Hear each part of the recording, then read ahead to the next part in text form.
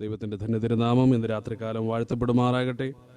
ഈ ഒരു ഓൺലൈൻ പ്ലാറ്റ്ഫോമിൽ കൂടി ഒരിക്കൽ കൂടി നിങ്ങളുടെ മധ്യത്തിലായിരിക്കാൻ എന്നെ സഹായിച്ച കർത്താവിന് സകല മാനവും മഹത്വവും ഇന്ന് രാത്രികാലം ഞങ്ങൾക്ക് अर्पिക്കുകയാണ്. आज रात में परमेश्वर की उपस्थिति में कुछ समय गीतों को द्वारा हम परमेश्वर को महिमा करेंगे. Hallelujah, thank you Jesus, hallelujah, hallelujah, hallelujah, thank you Jesus. हमारा आंखों को फिर से बंद करें. हालेलुया, हम फिर से प्रार्थना करेंगे. Hallelujah, hallelujah, hallelujah. धन्यवाद प्रभु जी, धन्यवाद प्रभु जी. हालेलुया, ओ तारीफ करते हैं प्रभु जी. Hallelujah, hallelujah, thank you Lord. Hallelujah Jesus, hallelujah, hallelujah.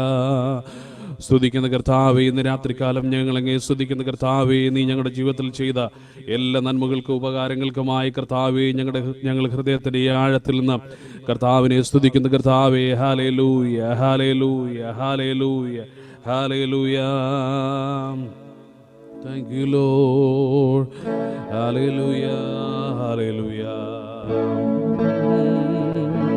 Thank you Lord. Hallelujah. Amen Jesus. Hallelujah. यहोवा पर आस लगाकर उकाब से बल पाकर पंगों को अपने फैलाकर ऊंचाई पर हम उठेंगे. यहोवा पर आस लगाकर उकाब से बल पाकर पंगों को अपने फैलाकर ऊंचाई पर हम उठेंगे. नया बल प्राप्त करेंगे, हम नया बल प्राप्त करेंगे, नया बल प्राप्त करेंगे, हम नया बल प्राप्त करेंगे, नया बल प्राप्त करेंगे, हम नया बल प्राप्त करेंगे, हम नया बल प्राप्त करेंगे, हम नया बल प्राप्त करेंगे. जो कोई प्यासा है अपनी आत्मा से भर दूंगा, निर्जल भूमि को जल से तृप्त करूंगा. जो कोई प्यासा है अपनी आत्मा से भर दूंगा, निर्जल भूमि को जल से तृप्त करूंगा. मिलकर गाए. नया बल प्राप्त करेंगे, हम नया बल प्राप्त करेंगे, हम नया बल प्राप्त करेंगे, हम नया बल प्राप्त करेंगे, नया बल प्राप्त करेंगे, हम नया बल प्राप्त करेंगे, हम नया बल प्राप्त करेंगे, हम नया बल प्राप्त करेंगे. सांप को डालेंगे, उसके सिर को कुचलेंगे, शैतान के अधिकारों को पांव तले रौंदेंगे. सांप को डालेंगे, उसके सिर को कुचलेंगे, शैतान के अधिकारों को पांव तले रौंदेंगे. नया बल प्राप्त करेंगे, हम नया बल प्राप्त करेंगे, हम नया बल प्राप्त करेंगे, हम नया बल प्राप्त करेंगे. मिलकर हम गाएंगे. नया बल प्राप्त करेंगे, हम नया बल प्राप्त करेंगे, हम नया बल प्राप्त करेंगे, हम नया बल प्राप्त करेंगे. शैतान के हर काम को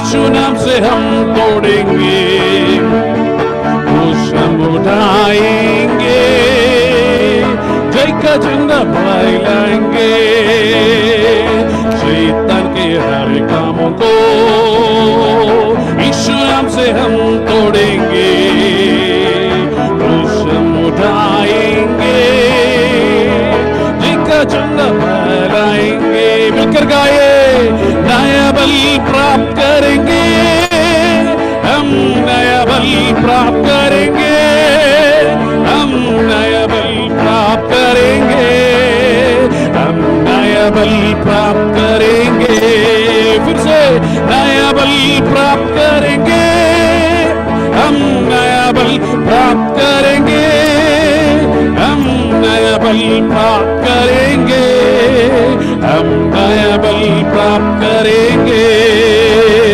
यहोवा पर आस लगाकर उकाब सबल पाकर, पंखों को अपने फैलाकर ऊंचाई पर हम उड़ेंगे।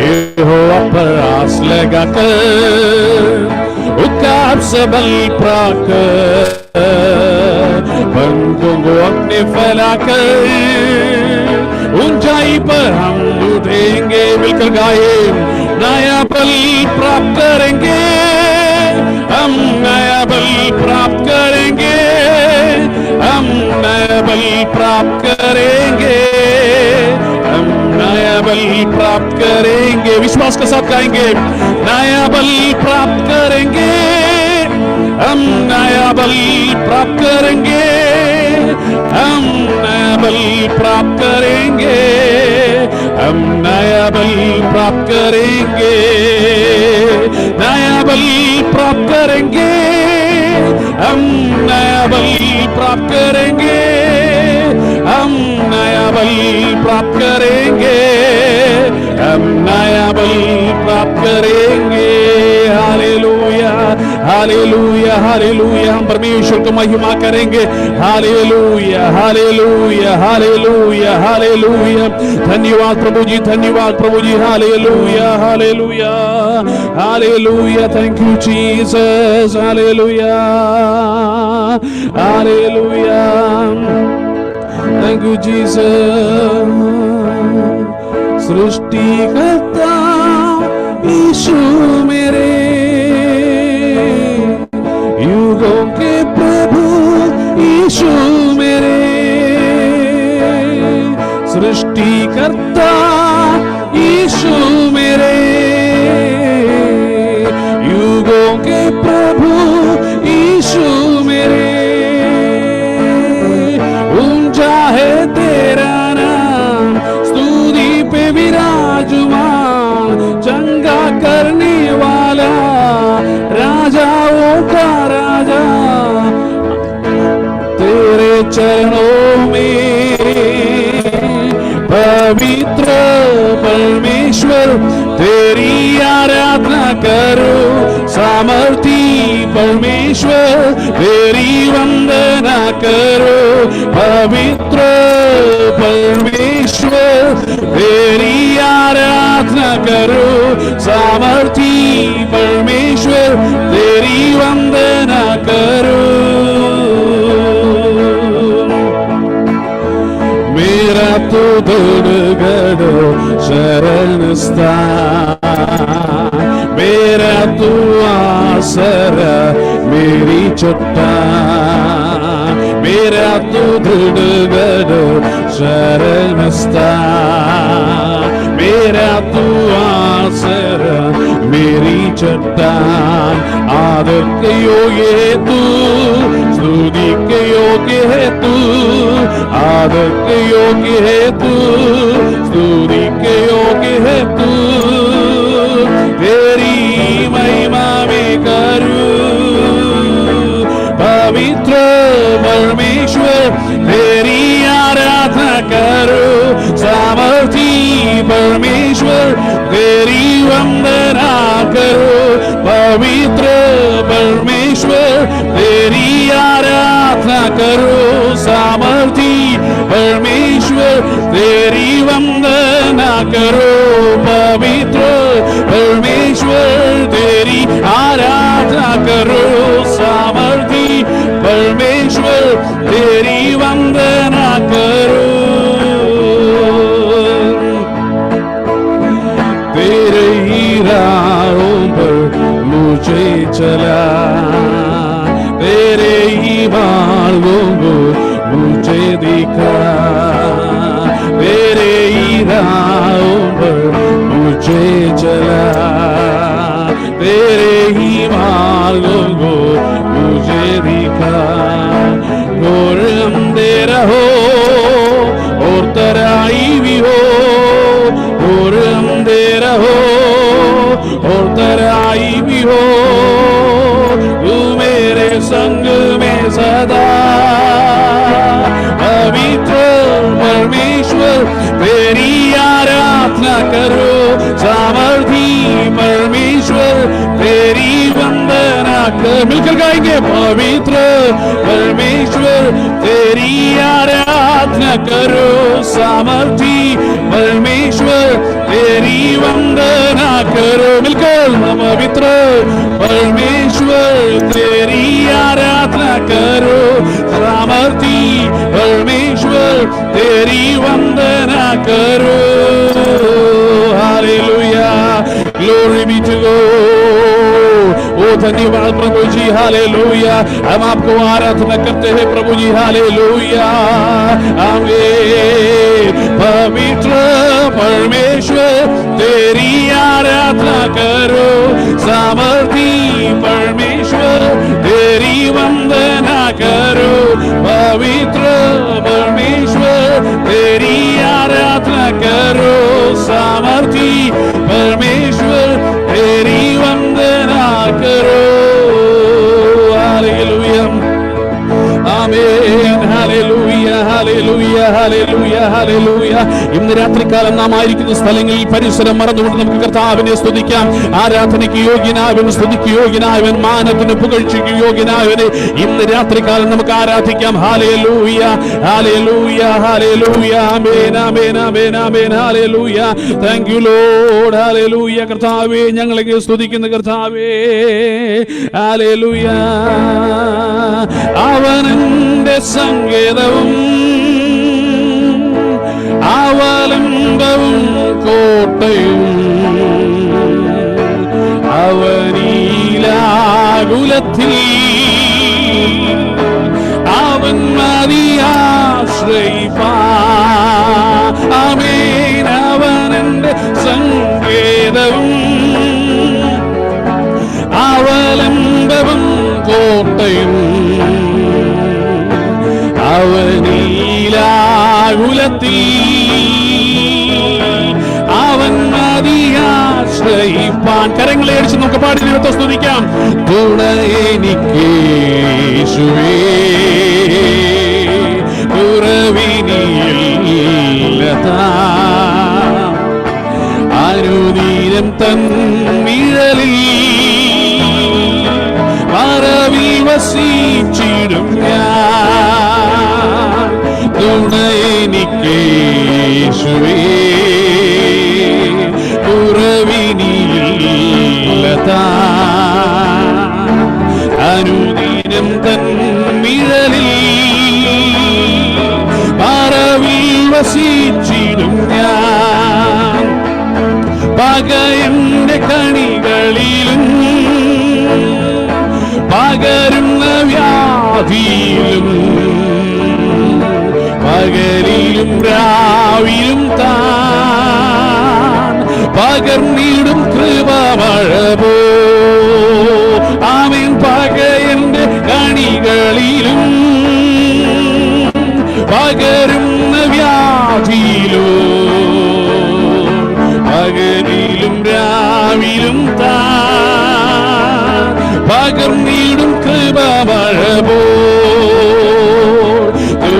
എനിക്ക് യേശുവേ കുറവിനിയില്ലതാ അനുദിനം തൻ നിഴലിൽ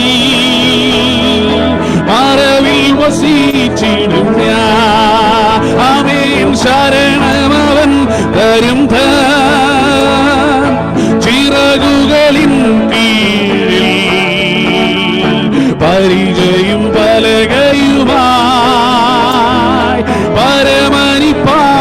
പാരിടത്തിൽ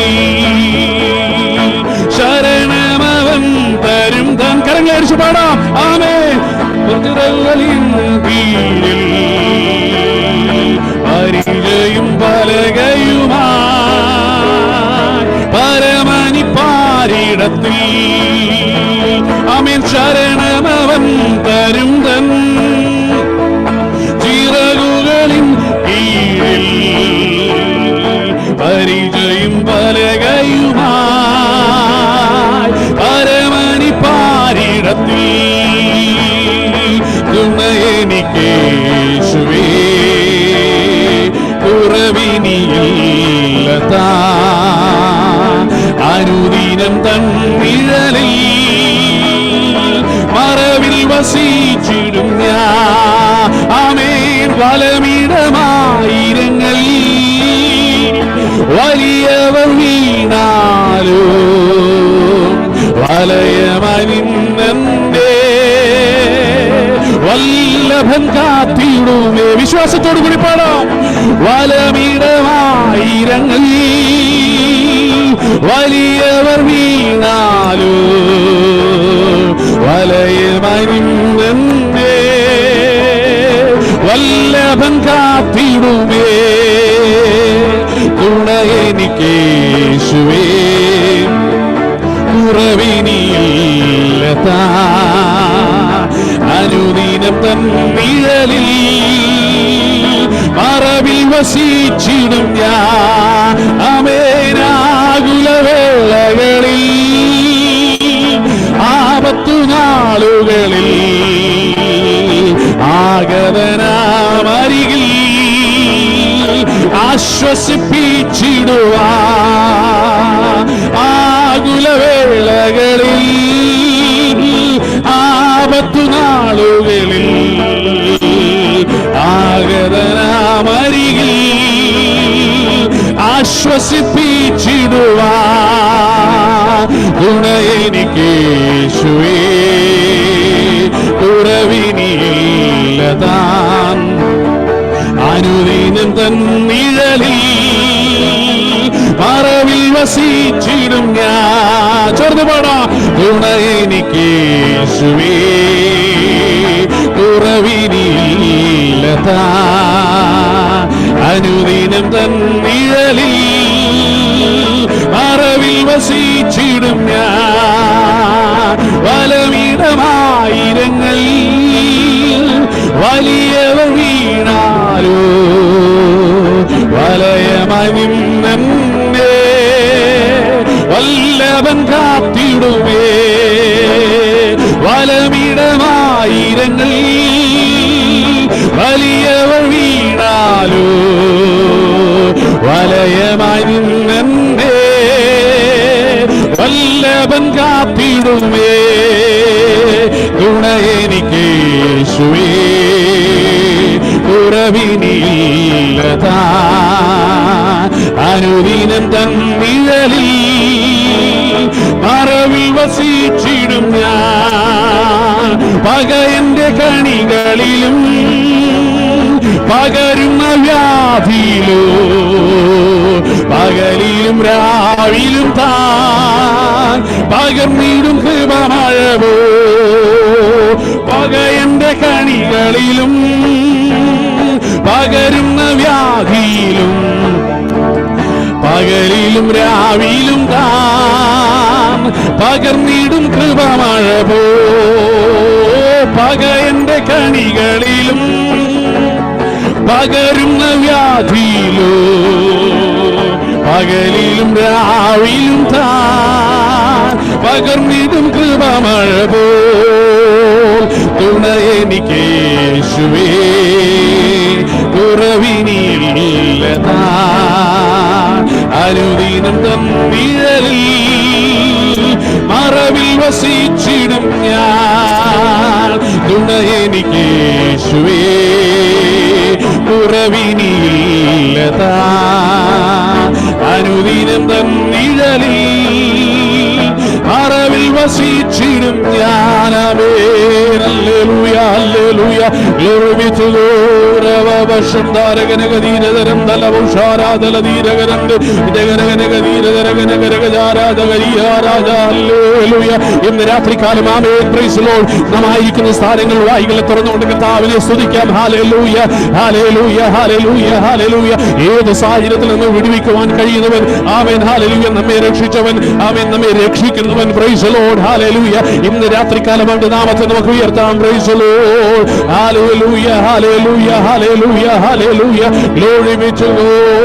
അവശന്താരകനഗശസ്യാനഗരഗന്ധരേ വൈരഗമനഹത്തുലരീബലഹംദരഗജഗദീരദരംദരമുടാരഗനാദിരഗാരഗന അന്തലരീബലവൗഷഗരാദലധീരദരംദലരഗനഗരഗനേ ധീരധരധരധരഗാരഗശസ്യാനഗരംദേരഗന. Hallelujah hallelujah hallelujah. Glory glory hallelujah. കർത്താവേ ഞങ്ങളെ സ്തുതിക്കുന്ന കർത്താവേ. Hallelujah hallelujah hallelujah hallelujah.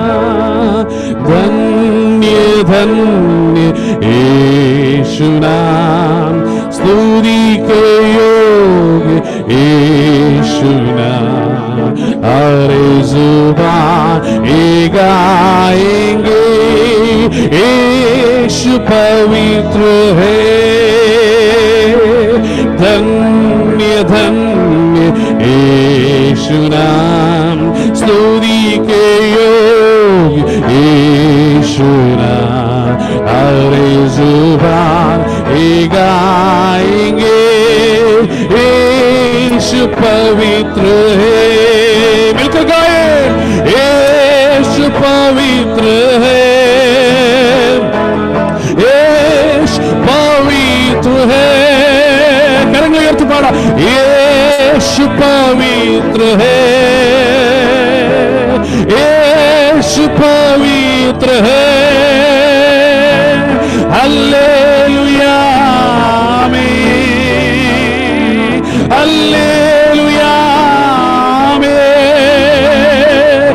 Hallelujah आमीन. हालेलुया आमीन. मेरे पापों को धो लिया परमेश्वर का दोष मेरा हरे जुबान गाएगी यीशु पवित्र है. मेरे पापों को धो लिया परमेश्वर का दोष मेरा हरे जुबान गाएंगे यीशु पवित्र है. मिलकर गाए यीशु पवित्र है. यीशु पवित्र है. यीशु पवित्र है. यीशु पवित्र है. हालेलुया आमीन. हालेलुया आमीन. हालेलुया आमीन. हालेलुया आमीन. स्वर्गदूत सारे सृष्टि पुकारती कि नाम को हरे जुबान गाएंगे यीशु पवित्र है. स्वर्गदूत सारे सृष्टि पुकारते कि नाम को हरे जुबान गाएंगे यीशु पवित्र है. मिलकर फिर से गाएंगे यीशु पवित्र है. यीशु पवित्र है. यीशु पवित्र है. यीशु पवित्र है. दिल का गहराई से आ गाएंगे यीशु पवित्र है. यीशु पवित्र है.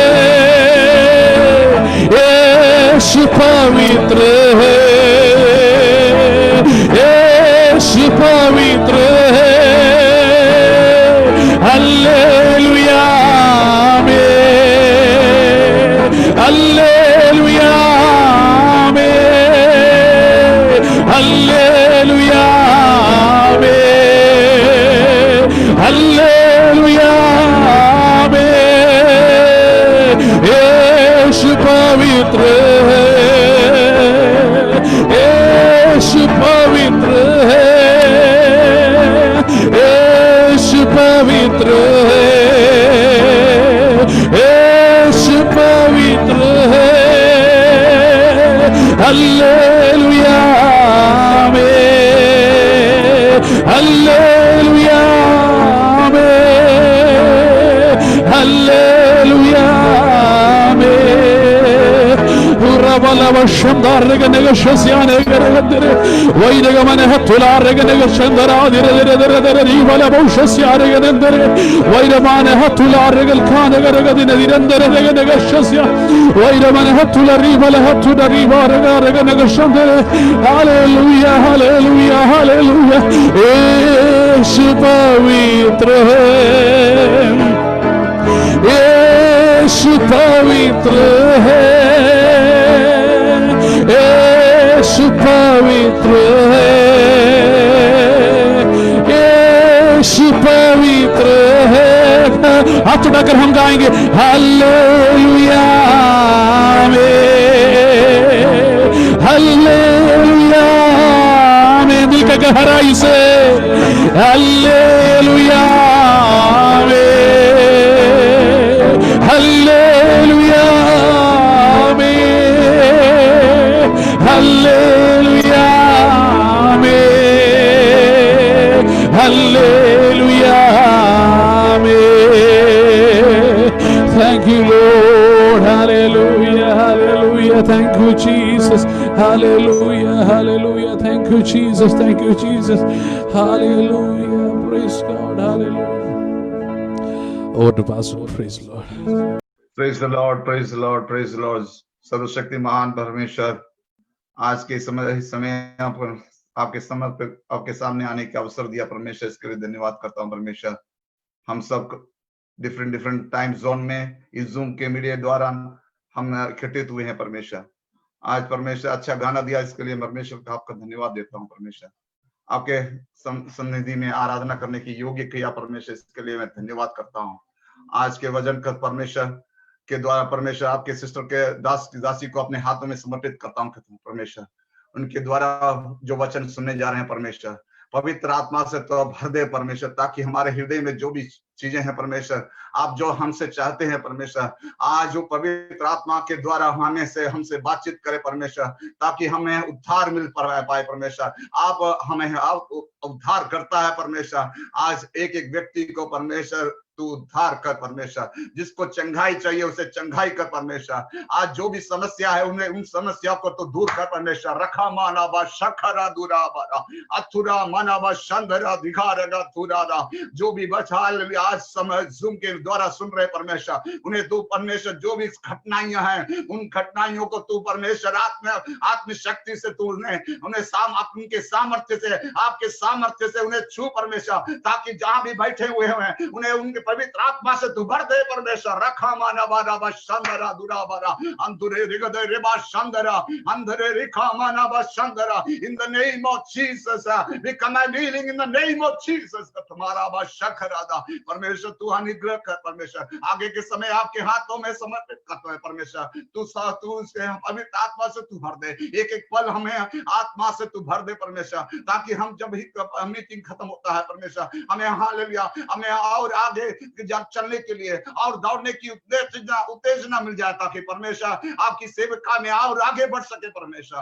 तो समय हालेलुया तू सुने और ग्रहण कर परमेश्वर। और सभी आपके हालेलुया यीशु के नाम से हम मांगते हैं, सुने है यीशु के नाम, आमीन। तो मेरा आवाज सुन सकते हैं? और यदि बीच में कोई प्रॉब्लम होए तो प्लीज मुझे बता दीजिएगा, कई बार इंटरनेट का प्रॉब्लम हो सकता है। परमेश्वर का धन्यवाद हो कि परमेश्वर ने ऐसा एक सुनहरा मौका मेरे जीवन में दिया। सबसे पहले मैं परमेश्वर का धन्यवाद करती हूँ। कई बार हम जानते नहीं है हमारे जीवन में कौन से दिन क्या होगा, लेकिन सब कुछ उसके पुस्तक में पहले से लिख के रखा है। भजन संहिता 139 में लिखा है कि मेरे जीवन का हर दिन उसके पुस्तक में उसने लिख के रखा है पहले से। हम तो डायरी जब दिन खत्म होता है तब लिखते हैं, प्रभु ने हमारा जीवन शुरू होने से पहले हमारा पूरा जीवन लिख दिया है। हालेलुया। मैं परमेश्वर के दास पास्टर विजय थॉमस के लिए धन्यवाद करती हूँ प्रभु का। पिछले साल उनसे मुलाकात हुई गुजरात के पीवीपीए के कैंप में, और ज्यादा उनसे बात नहीं हुई, लेकिन प्रभु के दास को मिलने के लिए और उनसे थोड़ा बहुत बातचीत होने के लिए प्रभु ने सहायता किया। और भाई पास्टर हैरिसन के साथ पिछले साल कैंप में एक साथ सेवा करने के लिए परमेश्वर ने मौका दिया। मैं प्रभु का धन्यवाद करती हूँ कि आज के दिन दोबारा एक साथ प्रभु की सेवा इस जूम मीटिंग में करने के लिए प्रभु ने मौका दिया। और भाई रंजू के लिए मैं धन्यवाद करती हूँ। भाई रंजू ने ही मुझे इनवाइट किया है। मैं भाई को धन्यवाद करना चाहती हूँ कि उन्होंने मुझे इस लायक समझा कि आप लोगों के बीच आकर परमेश्वर का वचन से आपसे बात कर पाऊँ। और बचपन से ही हम एक दूसरों को जानते हैं। बचपन में बल्कि ज्यादा बातचीत हमारी हो नहीं रही थी। वो गांधीनगर में थे, मैं आनंद में थी, और पीवीपीए के कैंप्स में एक दूसरों को देखते थे। उनकी बहन ज्यादा मुझसे फ्रेंड्स थी, सिंजू, हम अच्छे दोस्त थे, और आईसीपीएफ के कैंप्स में हम मिलते थे। परमेश्वर का धन्यवाद हो, क्योंकि हमारा हर एक व्यक्ति का जो स्टोरी है वो उसके पुस्तक में लिखा है, और सही समय पे वो पूरा करता है। हालेलुया। और जैसे भाई ने आज बताया, पिछले दिनों में आप सभी लोग, मैं जानती हूँ, प्रार्थना करते थे। बहुत सारे लोग जो हमें जानते, जो हमें नहीं जानते, जिनको हम नहीं जानते, ऐसे लोगों ने बोझ लेकर मेरे बेटे के लिए प्रार्थना किया। मई महीने के 29 तारीख को रात को उसको छाती में दर्द हुआ, और वो दर्द के कारण रात को रोने लगा। 2 दिन तक तो मैंने जो ओवर द काउंटर मेडिसिन जो होते हैं, पेन किलर्स होते हैं, एंटासिड्स, मेरे को लगा गैस की बीमारी है। हम अक्सर यही सोचते हैं कि बच्चे को तो क्या होना है, अगर छाती में दर्द हो तो हो सकता है गैस हो, ज्यादा खेल लिया हो, मसल का कुछ हो गया हो। ये सारी दवाइयां मैं देती थी। लेकिन 2 दिन के बाद भी उसका जब दर्द नहीं हटा, तब हम उसको यहाँ के स्पेशलिस्ट हॉस्पिटल में ले गए। वहाँ के डॉक्टर्स ने एक्सरे किया, फिर वहां से फिर शुरू हो गया एक बहुत ही हालांकि दो हफ्ते का सफर था, लेकिन हमारे लिए बहुत लंबा सफर लगा। और उसको फीवर शुरू हो गया तीसरे दिन, और 103.4 से 104 तक उसका फीवर कंटिन्यूअस रहा दो हफ्ता पूरा। दवाइयों का असर नहीं हो रहा था। एंटीबायोटिक्स वो लोग बदल बदल के देख रहे थे। आखिर में वो लोग उसको आईवी एंटीबायोटिक्स दे रहे थे। उसके जो नस, छोटा बच्चा है तो उसके नस पतले पतले होते हैं, तो वो सूजने लग गए थे दोनों हाथ में, और हर बार उनको नया नया कैनोला डालना पड़ता था। बच्चे ने बहुत दर्द सहन किया, शरीर में और मन में। वो जैसे ही नर्स लोगों को देखता है, वो चिल्ला के रोने लग जाता था कि ये लोग मुझे मारने आए। उतना उसके अंदर भय पैदा हो गया था। तो बहुत इस तरह के संघर्ष से जब हम गुजरे थे, एक ऐसा दिन आया जब डॉक्टर को भी लगा अब ये बच्चा बचेगा नहीं। डॉक्टर को पूरा, और अनेक लोगों को ऐसे लगा। और मैं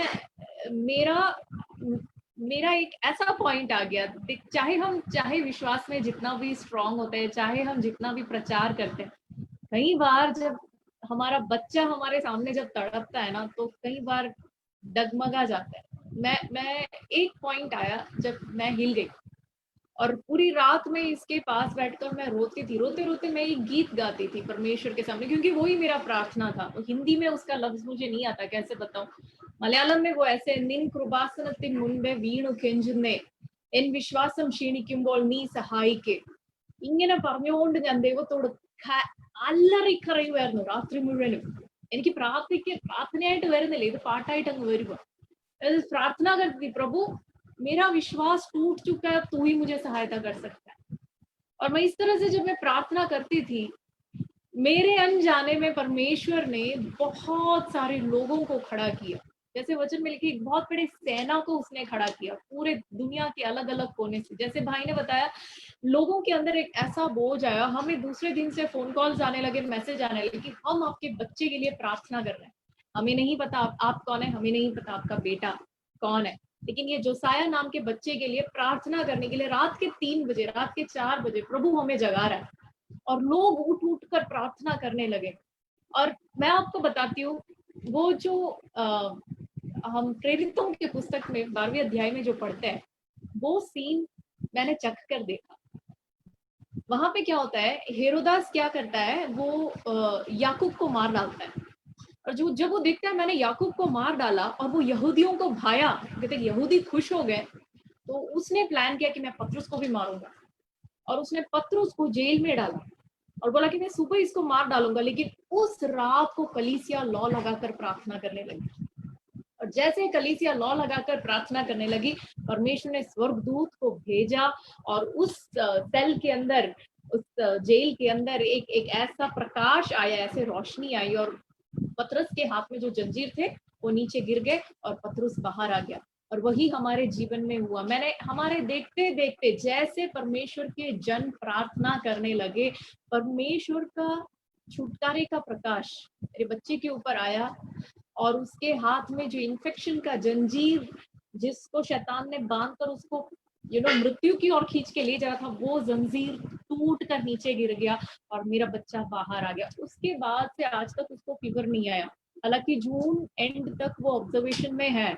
उसको डॉक्टर्स ने बोल रखा है कि इसके वाइटल्स रेगुलर चेक करना है। जून एंड के बाद वो दोबारा सारे टेस्ट उसके शरीर में रिपीट करेंगे।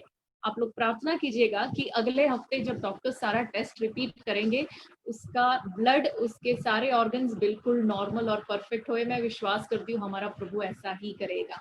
आमीन, हालेलुया। आज के वचन के मनन के लिए जब मैं प्रभु के उपस्थिति में प्रार्थना करती हूँ, परमेश्वर ने मेरे अंदर एक विचार डाला और वो मैं आपके सामने रखना चाहती हूँ। देखिए, जैसे प्रभु की दास जब शुरू में प्रार्थना कर रहे थे, तभी उन्होंने भी कहा कि आजकल हमारे भारत देश के लिए उन्होंने कहा प्रार्थना करना है, हमारे सीमा के लिए प्रार्थना करना है।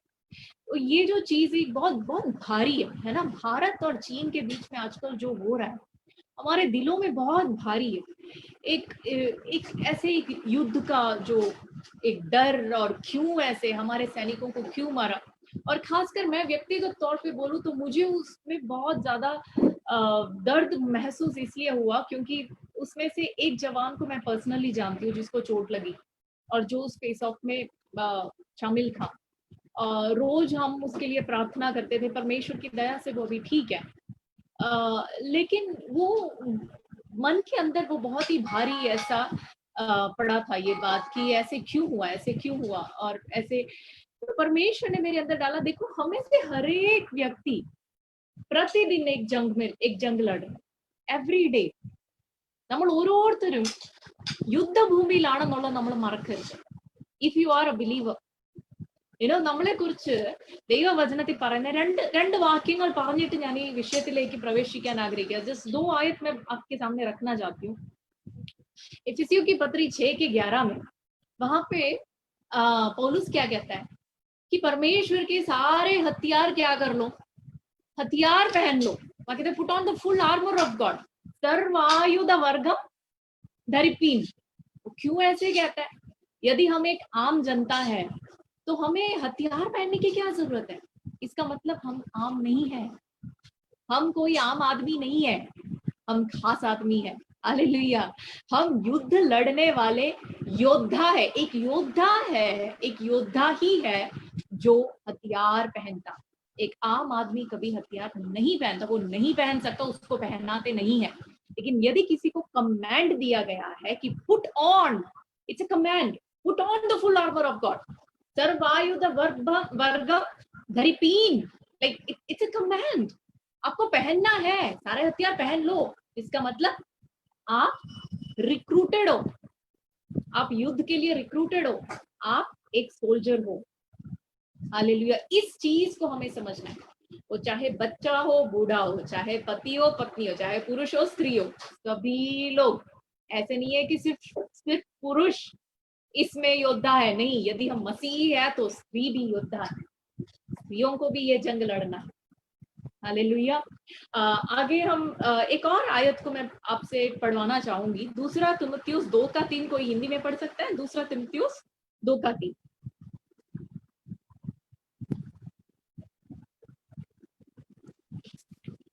मसीह यीशु के अच्छे योद्धा के समान मेरे हाँ। साथ दुख उठा। थैंक यू बेटा।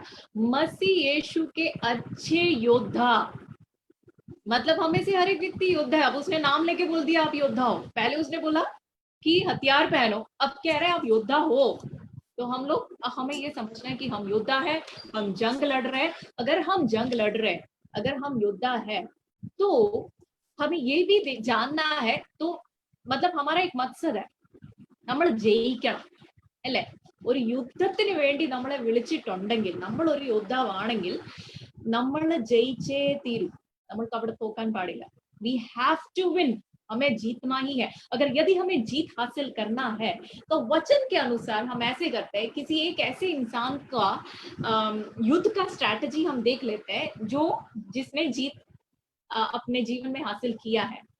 वो कौन हो सकता है? कोई भी व्यक्ति अनम्यूट करके बोल सकता है। वचन के अनुसार एक व्यक्ति जिसने जंग में जीत हासिल किया हो, बच्चों में से वही बोले तो बढ़िया होगा।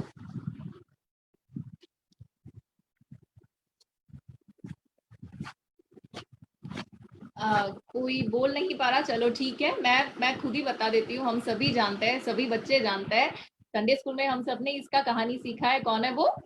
दाऊद और गोलियत, डेविड एंड गोलायत, है ना? एक दाऊद एक ऐसा व्यक्ति है जो युद्ध में जीत हासिल की, और जिसके जीत के बारे में हम सब जानते हैं। हम as soon as we say about victory, the first name that comes into our head is David, है ना?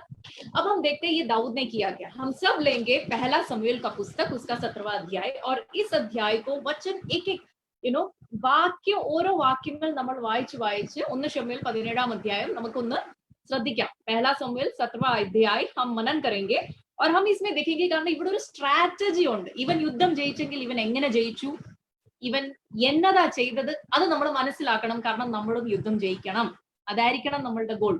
हमारा मकसद ये होना चाहिए कि हमें ये युद्ध जीतना है। तो जो जीता है उससे हम सीखेंगे कि वो कैसे जीता। ठीक है, पहला शमूएल 17वां अध्याय, वहां पे जब हम देखते हैं तो यहाँ पे हम युद्ध को देख पाते हैं। पहले आयत को पढ़ते हैं, वहां पे ये लोग एक साथ मिलते हैं। दूसरे आयत को पढ़ते हैं, ये साउल और इजराइल भी वहां पहुंचते हैं, और वहां पे ईला नामक एक जो है तराई के वहां पहुंचते हैं। तीसरे आयत में वहां पे फिर देखते हैं कि दोनों दो पहाड़ पे खड़े होते हैं, बीच में खाई है। ठीक है, एक साइड पे फिलिस्ती, दूसरे साइड पे इजरायली। अब हम पढ़ेंगे चौथे आयत। तब फिलिस्तियों की छावनी में से गोलियत नामक एक वीर निकला जो गत नगर का था, और उसकी लंबाई 6 हाथ 1 बित्ता थी। ठीक है, आपका आवाज थोड़ा कट रहा था, मैं सुन नहीं पाई, लेकिन वहां पे ये लिखा है कि तब फिलिस्तियों की छावनी से कौन निकला? एक वीर, एक चैंपियन। इंग्लिश वर्ड में लिखा है वो एक चैंपियन था। और दूसरी बात उसके बारे में इस आयत में सिर्फ 3 बातें लिखी हुई है। पहला, वो एक वीर है। दूसरा, वो कहां से है? वो गत नगर का है ना? ഗൊലായത്ത് ഓഫ് ഗത്ത് ദേശത്തിൽ നിന്ന് ഗോലിയാത്ത് എന്ന പേരുള്ള ഒരു ओके। फिर बाद में तीसरा उसकी खासियत क्या है? लंबा है ना? वो बहुत लंबा है। कितना लंबा है? अंग्रेजी बाइबल में लिखा है इसकी लंबाई कितनी है पता है? ये है 6 क्यूबिट एंड अ स्पैन, माने कि ऑलमोस्ट 10 फुट लंबा। 10 फुट लंबा। 10 फुट लंबाई का मतलब ये है कि एक नॉर्मल जो मकान होता है ना, नॉर्मल मकान के अंदर यदि आप बैठते हो, ऊपर देखोगे अपने सीलिंग पे, हमारा जो नॉर्मल सीलिंग है वो लगभग 9 फुट का है। ये बंदा उससे भी लंबा है। जो नॉर्मल घरों का सीलिंग है वो 9 फुट का है। गोलियत उससे भी लंबा है। तो अगर आप गोलियत के सामने एक साधारण व्यक्ति जब खड़ा रहता है, उसको यूं देखना पड़ता है। ये है गोलियत। ठीक है, अब 5वें आयत से जब हम आगे पढ़ते हैं, 5वें आयत से 7वें आयत तक यदि आप पढ़ोगे, वहां पे बहुत सारी चीजों का वर्णन दिया गया है कि उसके सिर पर जो टोपी है वो ऐसा है, उसका हेलमेट ऐसा है, उसका ब्रेस्टप्लेट ऐसा है, उसके हाथ में जो ये है वो इतना बड़ा है, वो इस चीज से बना है, ब्रॉन्ज से बना है, इतना।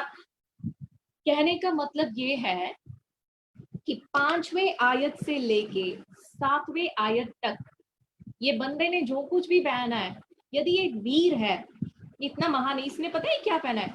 सब खुद को बचाने के लिए पहना है। जरा पढ़ोगे ना, ध्यान दिया आपने? വേഴ്സ് 5 to വേഴ്സ് 7 അവൻ സ്വന്തം രക്ഷയ്ക്ക് വേണ്ടി ഇട്ടേക്കുന്ന സാധനങ്ങളാ അതെല്ലാം. തല പൊട്ടെ, അവന്റെ ബ്രെയിനിനൊന്നും പറ്റരുത്, അവന്റെ ചെസ്റ്റിനൊന്നും പറ്റരുത്. ഓരോന്നും हर चीज खुद को बचाने के लिए पहना है. मतलब ये डरपोक है ना, डरता है, ये खुद के जान को बचाने के लिए उसने ये सब पहना है. और बाहर आके हमको क्या दिखाता है? इसको देखकर इजरायली क्या कर रहे हैं? डर रहे.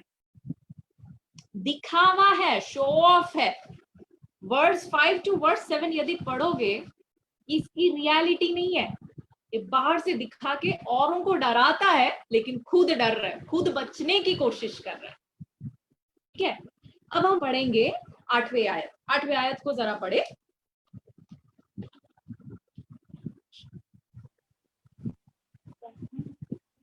वह खड़ा होकर इजरायली पापियों को ललकार के बोला, तुमने यहाँ आकर लड़ाई के लिए क्यों पाती बांधी है?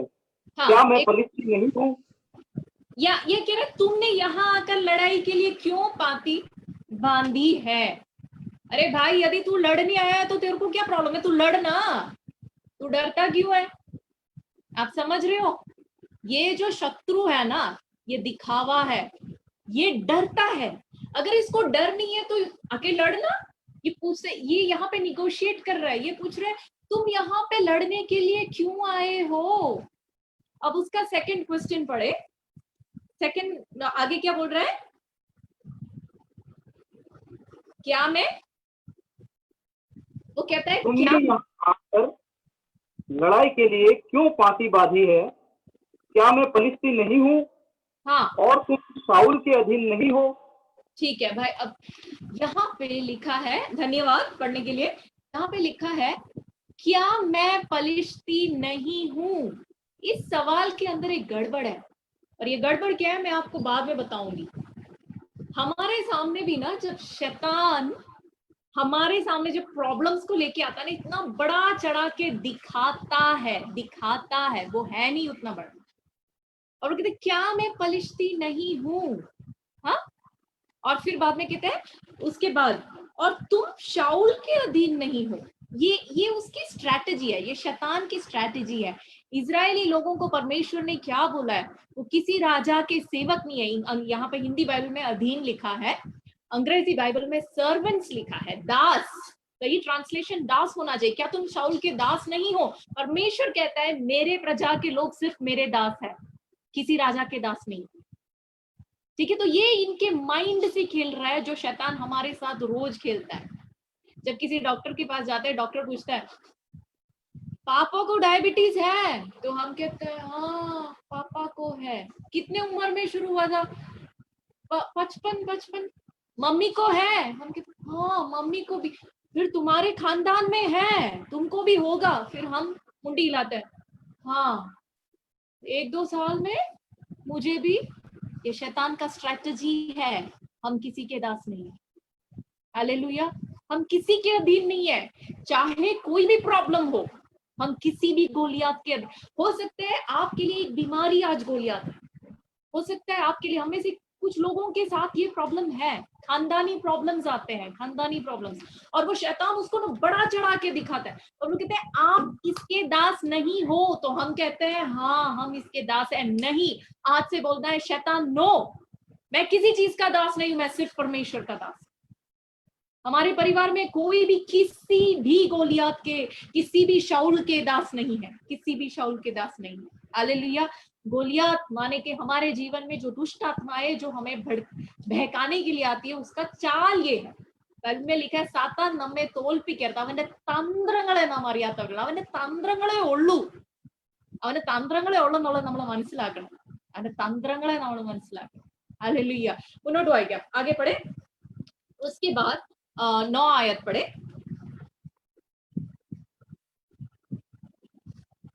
9 आयत में लिखा यदि वो मुझसे लड़कर मुझे मार सके तो हम तुम्हारे अधीन हो जाएंगे, परंतु यदि मैं उस पर प्रबल होकर मारूं तो तुमको हमारे अधीन होकर हमारी सेवा करनी पड़ेगी. यहाँ पे कोई डिफरेंस देखा आपने?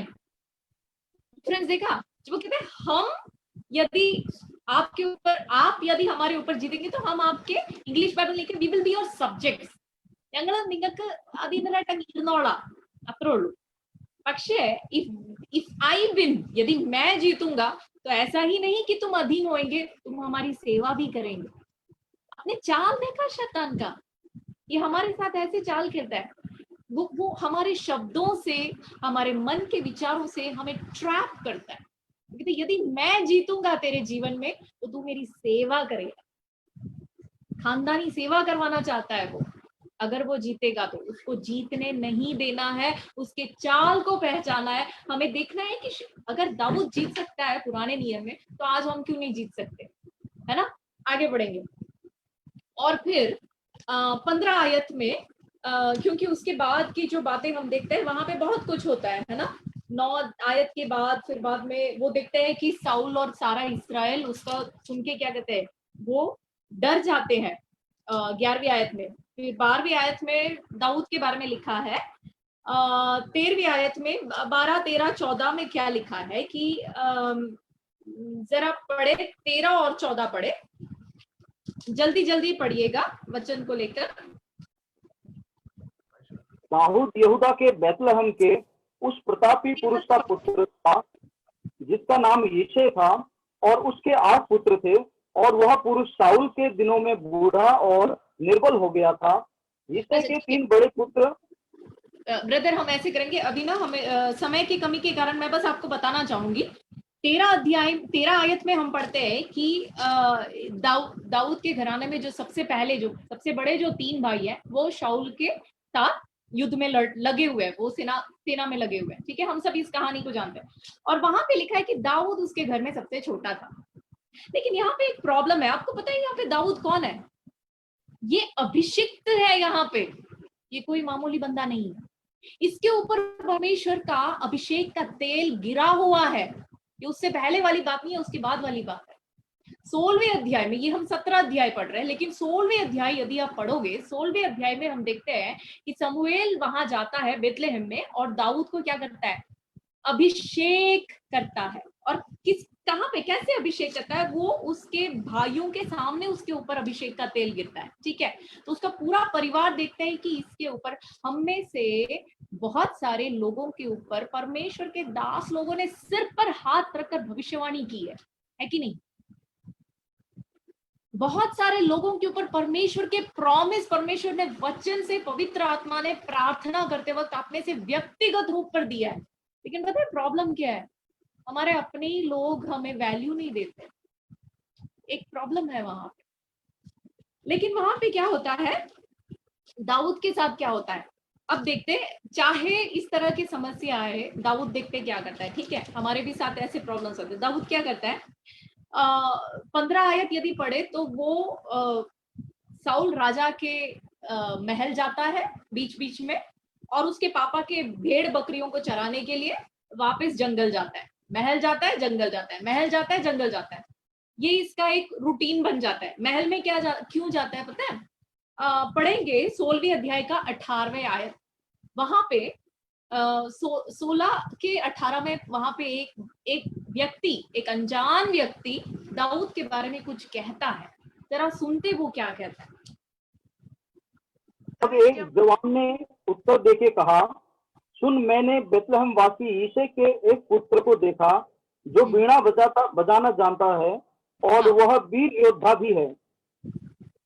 और वो वीर योद्धा भी है. हाँ, और बात करने में बुद्धिमान और विद्वान भी है. और यहोवा हालेलुया. और यहोवा उसके साथ रहता है. ये पता है कौन बोलता है? साउल का एक दास. साउल अपने दासों से पूछता है.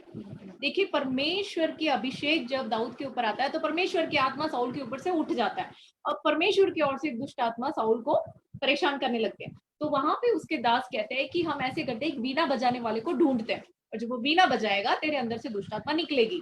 तो साउल कहता है ठीक है, जाओ एक बंदे को ढूंढ निकालो. तो उसके एक दास कहता है, मैं एक व्यक्ति को जानता हूँ. कौन? ये गवाही कौन देता है? बाहर से एक अनजान व्यक्ति. कहते मैं एक व्यक्ति को जानता हूं, वो वीणा भी अच्छा बजाता है, दूसरा वो रूपवान है, तीसरा वो और क्या लिखा है, वो योद्धा है, वो योद्धा है, वो ऑर्डिनरी बंदा नहीं है, वो योद्धा है। और फिर लिखा है परमेश्वर यहोवा उसके साथ है। ये चीज जो उसके अपने घर वालों ने उसके अंदर नहीं देखा, वो बाहर कोई व्यक्ति देखता है। हमारे साथ कई बार ऐसे होता है, हमारे अपने पापा, हमारे अपने मम्मी, या हमारे अपने पति, हमारे अपने पत्नी, हमारे अपने बच्चे, हमारे ऊपर परमेश्वर ने जो अभिषेक दिया ना, वो लोग नहीं पहचान सकते, लेकिन बाहर के लोग पहचान सकते हैं। कई बार हमने ये सोचा है कि प्रभु बाहर के लोग पहचानते, मेरे अपने क्यों नहीं पहचान सकते? लेकिन परमेश्वर का समय है, उस समय के लिए बाट जो प्रभु आपको उठाएगा। हालेलुया। जरा इसमें एक बात है, दाऊद ने, चाहे और किसी ने परमेश्वर के इस अभिषेक पे विश्वास नहीं किया, दाऊद ने किया। That is the key. परमेश्वर ने आपके ऊपर जो भविष्यवाणी किया है ना आज तक, आपको उस पर विश्वास करना है। आपको, यदि आप भी उस पर डाउट करने लगोगे तो वो पूरा नहीं होगा, लेकिन यदि आप विश्वास के साथ उसके लिए प्रार्थना करोगे, हर एक वायदा जो प्रभु ने किया है समय समय पर परमेश्वर पूरा करेगा। और वो पूरा कैसे होगा, आगे पढ़ते हैं। और फिर क्या होता है, हम पढ़ते हैं 16वीं आयत को पढ़ेंगे। हमारा प्रभु अपने कर्मचारियों को जो उपस्थित हैं आज्ञा दे कि वे 17 का वापिस हम 17 अध्याय में आएंगे। 17 अध्याय के 16वीं आयत। वह पलिश्ती तो 40 दिन तक सवेरे और सांझ को निकट आकर जाकर खड़ा हुआ करता था। ये कौन? गोलियत। सुबह शाम कितने दिन? 40 दिन। हमारे जीवन में कुछ ऐसे प्रॉब्लम्स है, विट्टुगतिल्ला, वो जाने का नाम ही नहीं लेता। कई बार सुबह उठते ही टांगों में दर्द के साथ उठते हैं, है ना? ये सुबह उठते ही ये हेडेक के साथ उठते हैं कई लोग। और ये कुछ परेशानियां ऐसे हैं, कुछ आर्थिक तंगी, कुछ लोग होते हैं चाहे जितना भी नौकरी करें, आर्थिक तंगी उनके जीवन से हटता नहीं है। आप समझ लीजिए वो आपका गोलियत है। आप समझ लीजिए वो आपका, जो चीज आपका वो आपसे छोड़कर जाने का नाम नहीं लेता ना, आप समझ लीजिए ये मेरा गोलियत है। और यदि ये गोलियत है तो ये गोलियत एक दिन जरूर गिरेगा, इसको गिरना पड़ेगा। परमेश्वर के आत्मा यहाँ पे हमसे ये कहती है कि ये गोलियत जो है 40 दिन, और लेकिन ये करता क्या है? देखिए, जाकर खड़ा होता है अपने आप को। इंग्लिश बाइबल में लिखा है, he was just presenting himself। वो कुछ नहीं करता, ചുമ്മാ പേടിപ്പിക്കുക. ഇതാ ഇവന്റെ ജോലി, ഇത്ര ഉള്ളു ഇവന്റെ പരിപാടി. അവന് അതിനെ പറ്റത്തുള്ളൂ, കാരണം അവൻ ഓൾറെഡി തോറ്റവന്. അപ്പൊ ഇനിയിപ്പോ അവന് ചെയ്യാൻ പറ്റുന്ന എന്തോ? പേടിപ്പിക്കുക. सिर्फ डरा सकता है, हारा हुआ है ना, हमें सिर्फ डरा सकता है। और वो डराता है, सुबह डराता है, शाम को डराता है, सुबह डराता है, शाम को डराता है। और हम क्या करते हैं? डर जाते हैं। हम ये जितने इजरायली है, इंक्लूडिंग साउल द राजा, सभी लोग जैसे डर के भागते हैं, हम भी हमारे जीवन में जब गोलियत खड़ा होता है, हम उसको हम पहचान नहीं सकते कि ये बाहरी दिखावा है। हम पहचान नहीं सकते कि इसके अंदर जो है, ये जो दिखाता है वो है नहीं ये। अब हम आगे देखेंगे, लेकिन क्या होता है वहां पे? 40 दिन तक ये ऐसे डराता है। और जब ये 40 दिन तक डराता है, देखिए आप समझ लीजिए वो ऐसा टाइम है जब वहां पे मोबाइल फोन नहीं है, वहां पे ईमेल नहीं है, हाँ वहां पे अरे പോസ്റ്റ് ഓഫീസ് नहीं है, एक क्या कहते हैं, നമ്മുടെ നാട്ടിൽ പണ്ടൊക്കെ ചെയ്തുകൊണ്ടിരുന്ന ഒരു സംഭവം ഉണ്ടല്ലോ, ടെലിഗ്രാം, അതുപോലും ഇല്ല അന്ന്, ഒന്നും ഇല്ല. ഇവന്മാരെന്ത് എന്നീ അപ്പൻ അറിയത്തില്ല. എത്ര നാളെന്ന് പറയാ? സവാ മഹീന हो गया, സവാ മഹീന, 1.5 മാസം അവനിങ്ങനെ പേടിപ്പിച്ചുകൊണ്ടിരിക്കുക, ഇവര് പേടിച്ചുകൊണ്ടിരിക്കുക 1.5 माസം। थक कर ये बाप ने क्या किया, सामान वगैरह कुछ बनाकर दाऊद को पकड़ाया और कहा बेटा तू जा। उसके 17 और 28 में लिखा है, 17 आयत और 28वें आयत में पढ़े, आप अपने आप ही पढ़ लीजिए, नोट कर लीजिए, बाद में पढ़ लीजिए क्योंकि हमारे पास अभी समय कम है। कहते बेटा तू जा। जाकर उनका पता लगा, क्या कहते हैं, उनकी कोई निशानी ले आ। कहते I just want to know if they are alive. कोई निशानी ले आ, इतना परेशान कर दिया। आपको पता है हमारे जीवन में जो गोलियत है, वो पता है क्या करता है? वो यही स्कीम करता है, सुबह शाम रोज हमारा टाइम इतना लेता है, हमें इतना डराता है। वहां पे तो बाप उनसे दूर था, यहाँ पे हमारे बच्चे, हमारे पति, हमारे पत्नी सब हमारे साथ है, लेकिन हम उनको टाइम नहीं दे सकते। हमारे प्रॉब्लम्स ने हमारे मन को इतना जकड़ लिया है ना, നമ്മുടെ സ്വന്തം പിള്ളാരോട് ഒന്ന് 2 മിനിറ്റ് ഇരുന്ന് സ്നേഹത്തോടെ വർത്തമാനം പറയാനുള്ള ഒരു മാനസിക അവസ്ഥയിലല്ല നമ്മളിൽ പലരും. കാരണം എന്താണെന്നറിയോ? മനസ്സ് മുഴുവനും പ്രശ്നം പ്രശ്നം പ്രശ്നം പ്രശ്നം. What will I do, what will I do, ഞാൻ എങ്ങനെ ഇതിനെ ഫേസ് ചെയ്യും? How will I get out of this, मेरा क्या होगा, मेरा क्या होगा, मेरा कल का क्या होगा? इस चक्कर में हम अपने बच्चों को भी टाइम नहीं दे सकते. ये दाऊद के भाइयों के साथ ये हुआ, साउल और इनके सबके साथ ये हुआ. ये बंदा डराता है और हम भी क्या करते हैं? ശൈത്താന്റെ ഈ തന്ത്രങ്ങൾ കണ്ട് നമ്മൾ എന്നും പേടിച്ച് പേടിച്ച് പേടിച്ച് പേടിച്ച് ജീവിക്കുക. പക്ഷേ നമുക്ക് നോക്കാം, അവിടെ something that you know, something very beautiful happens in verse 20. 20वें आयत में वहां पे कहते हैं जैसे दाऊद वहां पहुंचता है ना, जैसे वो टाइमिंग जरा सोच के देखिए, परफेक्ट टाइमिंग. ये बंदा वहां, दाऊद वो युद्ध के भूमि में पहुंचता है और उसी टाइम पे क्या होता है, वो 20वें आयत जरा पढ़िए. दाऊद सवेरे उठ भेड़ बकरियों को किसी रखवाले के हाथ में छोड़कर यिशै के आज्ञा के अनुसार उन वस्तुओं को लेकर चला.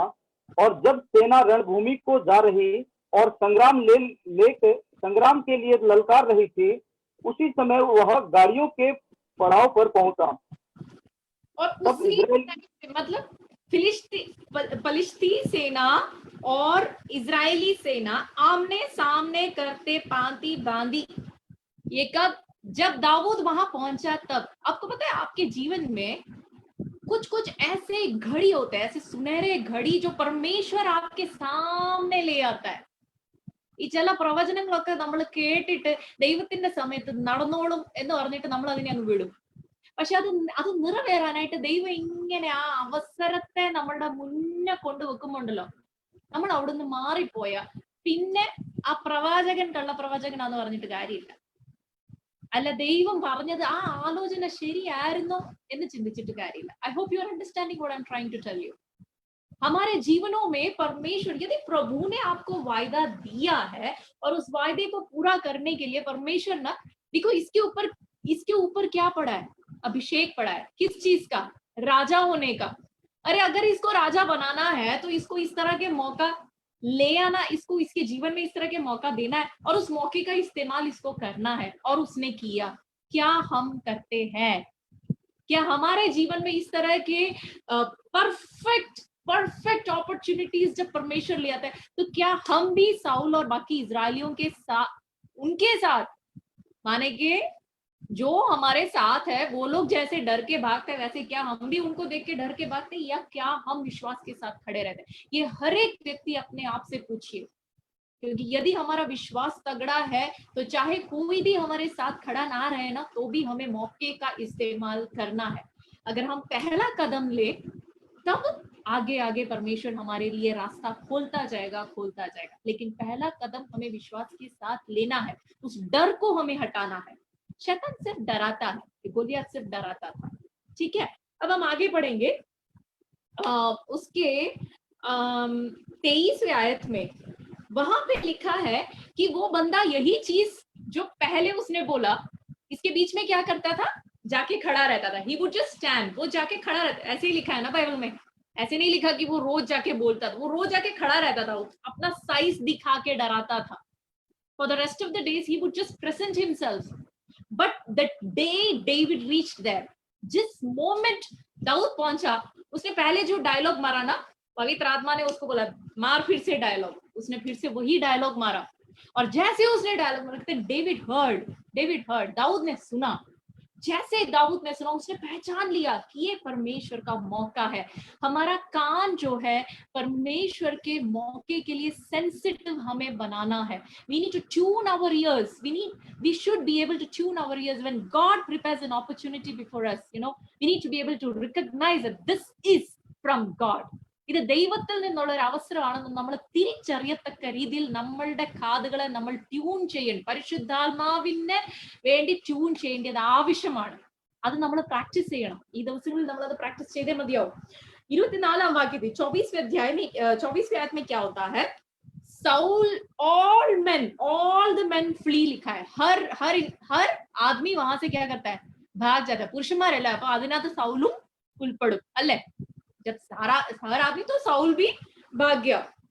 और फिर बाद में 25वें आयत में लिखा है कि साउल ने ऐसे डिक्लेरेशन किया था, वहां के लोग आपस में बात करते, आपको पता है साउल ने बोला कि जो इसको मार डालेगा उस बंदे को साउल बहुत अमीर बनाएगा, great riches, second marry his daughter, 3 entire family को टैक्स फ्री करेगा।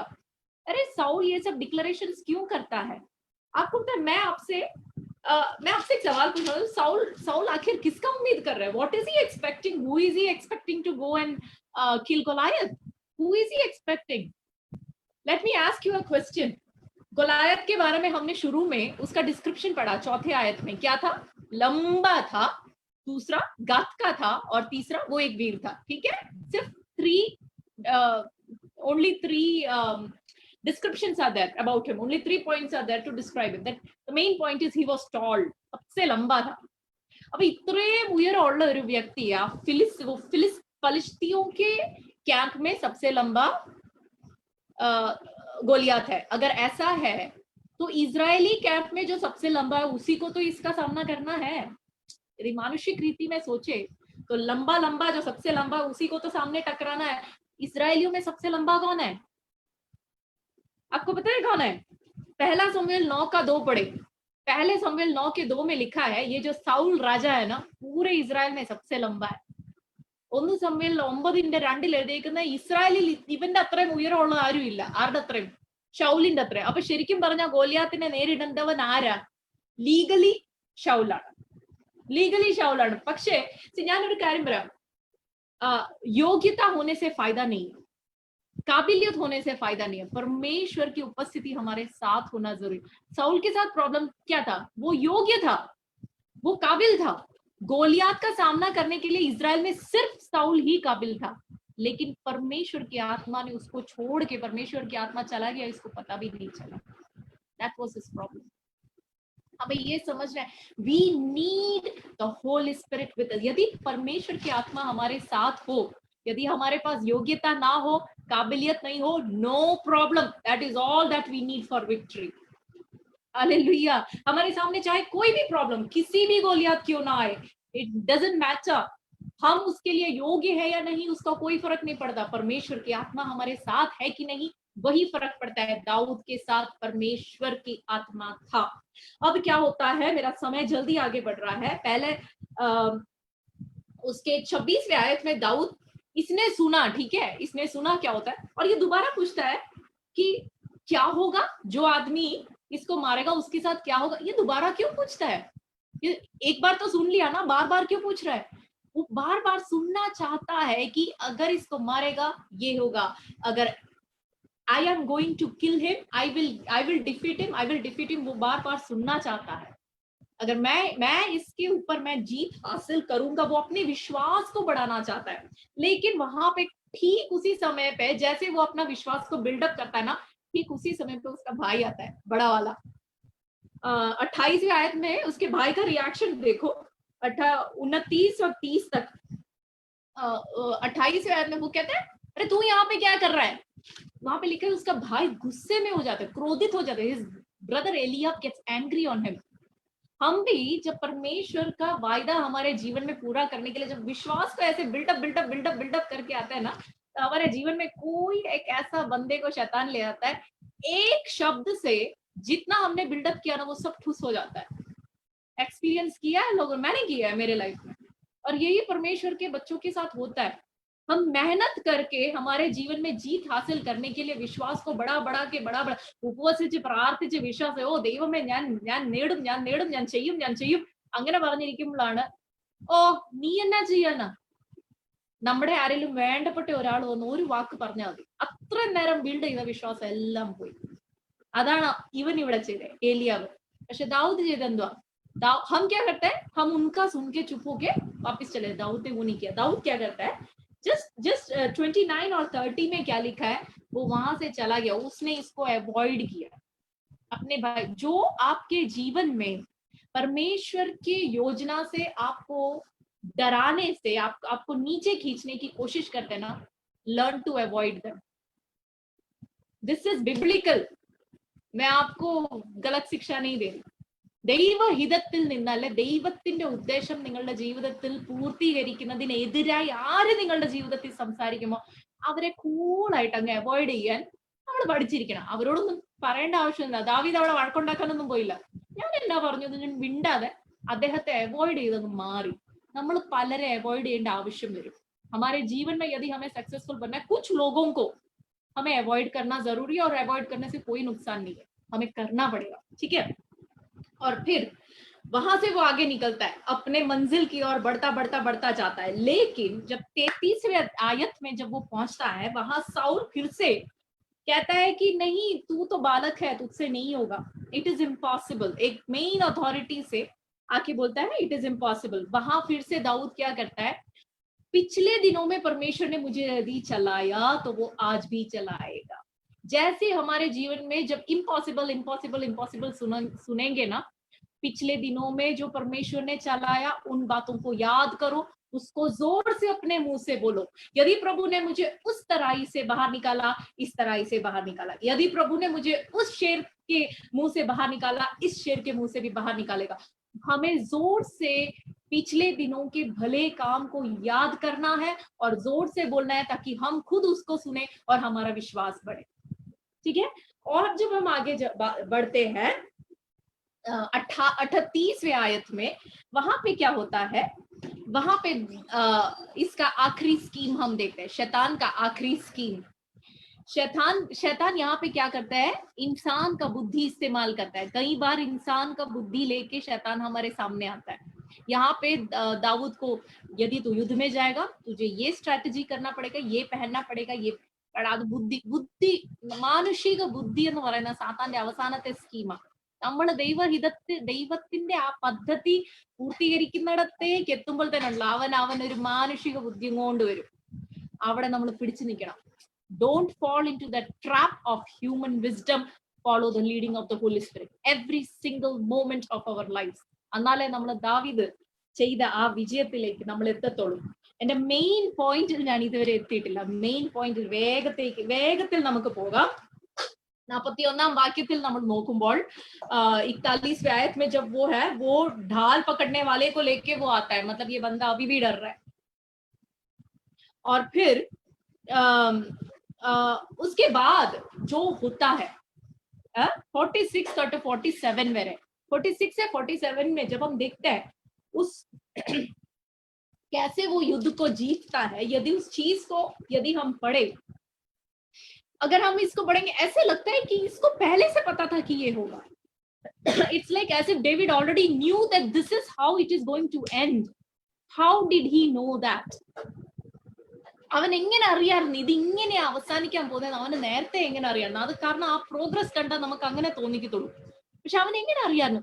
അവൻ ആദ്യം പറഞ്ഞ വാക്ക് നമുക്ക് ഒന്നുകൂടെ ഒന്ന് ശ്രദ്ധിക്കാം. ഓക്കെ, वर्स 26 दोबारा वापस जाएंगे और वो आयत को पढ़ेंगे जो उसने पहले डायलॉग, जो दाऊद ने जो डायलॉग मारा था ना, उस डायलॉग को एक बार पढ़ेंगे. 26वां आयत जरा पढ़े please.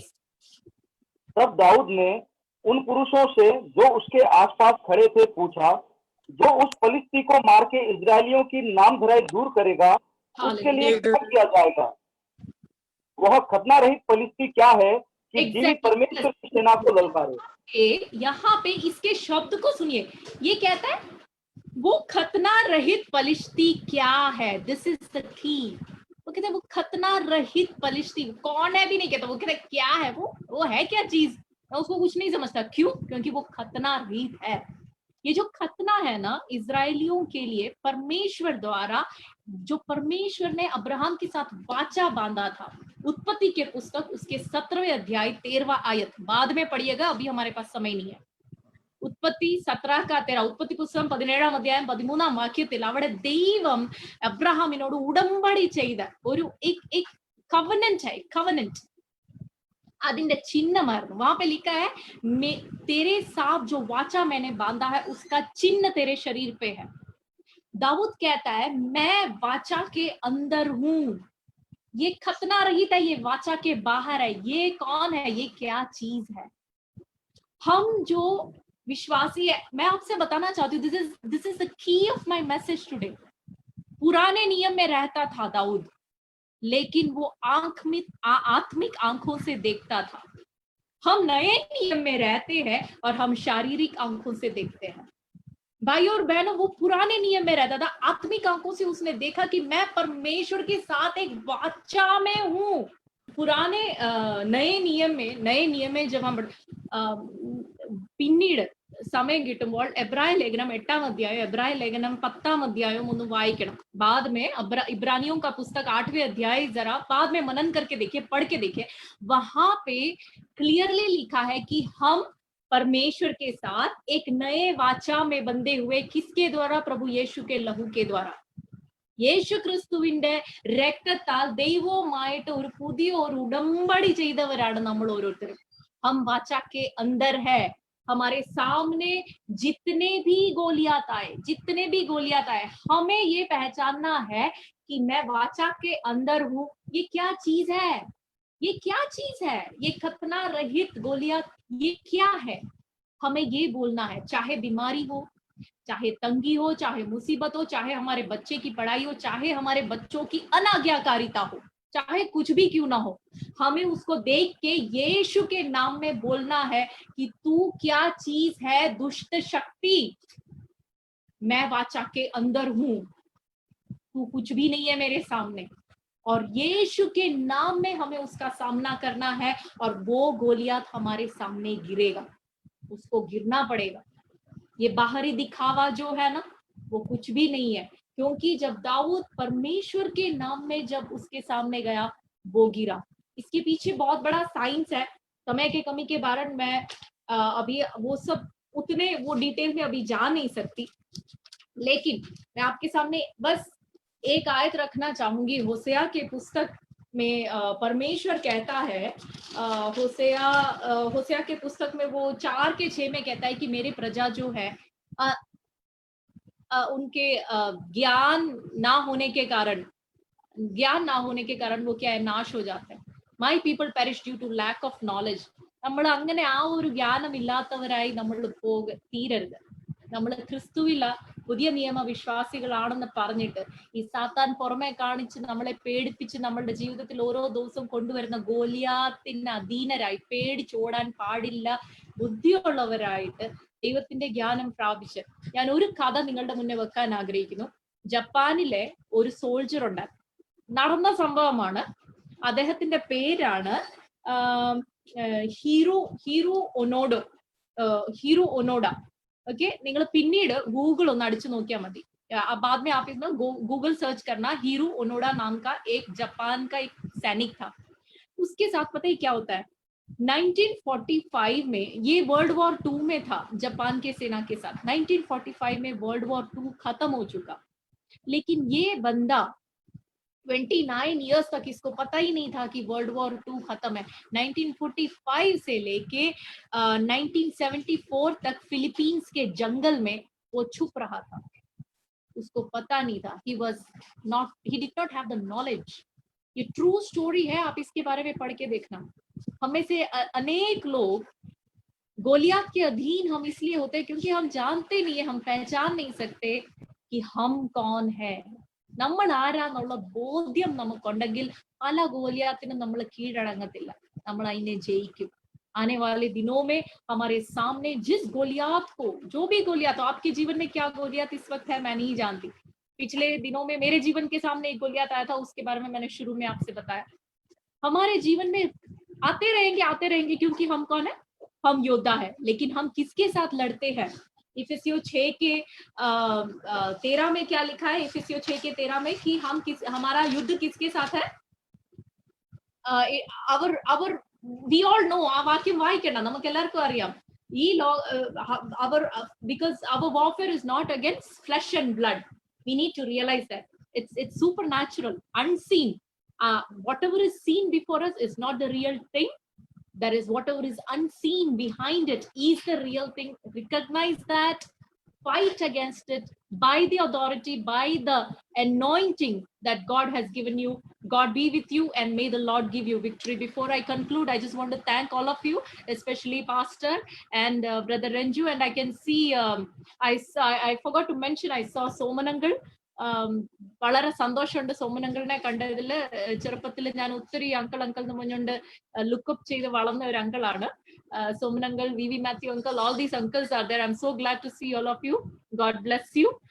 God bless all of you, and thank you for giving me this opportunity. God bless you.